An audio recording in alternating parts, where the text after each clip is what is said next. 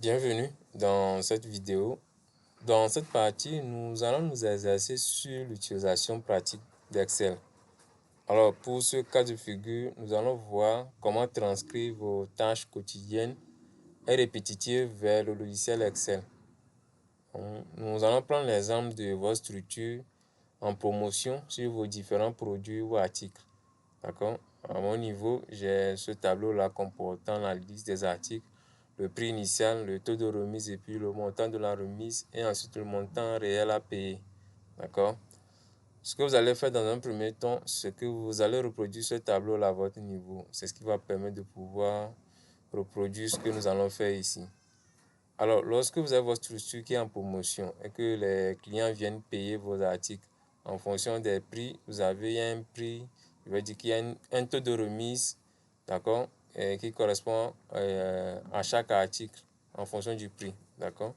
Maintenant, je sais que vous le faites manuellement, d'accord, ou bien à l'aide d'une calculatrice, vous pouvez le faire. Mais nous allons voir le cas où on va transcrire ça dans un logiciel. Vous allez voir un peu la différence, d'accord.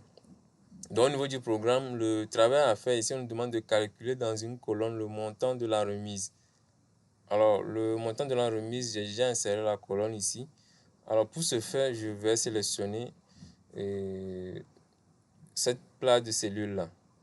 D'accord? Le montant de la remise, connaissant le prix initial et le taux de remise. Donc, on veut calculer le montant de la remise pour chaque article. D'accord? Donc, je mets le signe égal. Et maintenant, je vais sélectionner le prix initial. Maintenant, fois le taux de remise. Une fois que c'est bon, je vais utiliser la combinaison de touches CTRL Entrée pour dupliquer le résultat dans les autres formules. D'accord? Ça, c'est... On a le montant de la remise. Maintenant, vous voyez que le fait d'utiliser un logiciel, vous gagnez en temps. Ça vous permet d'aller plus vite. Maintenant, au niveau du montant réel à payer. Alors, pour ce faire, ça c'est le montant de la remise. Maintenant, le montant réel à payer. Pour ce faire, vous allez sélectionner aussi cette plaque de cellule. Vous mettez votre signe égal. Alors, pour ce faire, nous allons venir, on va faire le prix initial moins le montant de la remise. D'accord? Le prix initial moins le montant de la remise. Je fais un contrôle entrée et j'ai le résultat. Donc ici, vous avez le résultat du montant réel à payer. D'accord? Alors, vous allez venir ici. J'ai mis montant de la remise, montant de remise ici. Et vous avez vu, j'ai mis la formule ici. D'accord? Maintenant, au niveau du montant réel à payer, voilà, nous allons faire le prix initial moins le montant de remise. D'accord? Maintenant, au niveau du montant de la remise, ou bien, non, plutôt, je vais venir au niveau du montant réel à payer. D'accord? Au niveau du montant réel à payer, on a fait le prix initial moins le montant de la remise. Alors, je peux décider de ne pas utiliser cette formule-là. Je vais procéder autrement. D'accord? Sachant que le montant de la remise, on a cette formule-là. D'accord? Nous avons fait le prix initial fois le taux de remise. Et c'est ce qui nous donne le montant de la remise.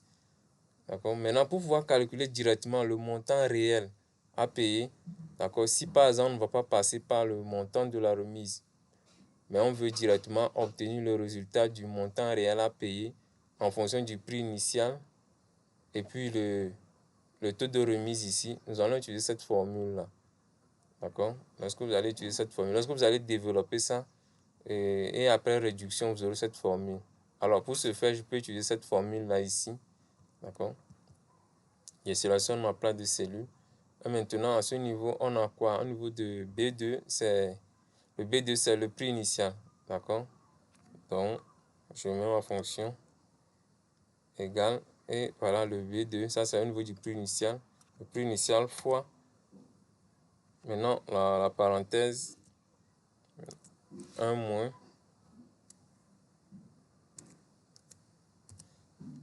Maintenant, C2. C2 ici constitue cette partie constitue le taux de remise. D'accord? Et je ferme ma parenthèse. Je fais un contrôle entrée. Et vous allez voir que j'ai le résultat qui s'affiche. Et nous avons le même résultat à ce niveau.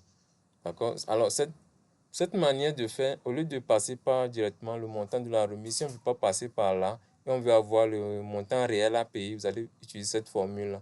Observez bien les cellules, d'accord, et vous allez essayer de comprendre. Pour cette formule, lorsque vous allez développer ça, et après réduction, vous aurez ceci, et vous allez comprendre ça. Donc, vous avez vu cette manière de procéder. Donc, merci et rendez-vous dans une prochaine vidéo.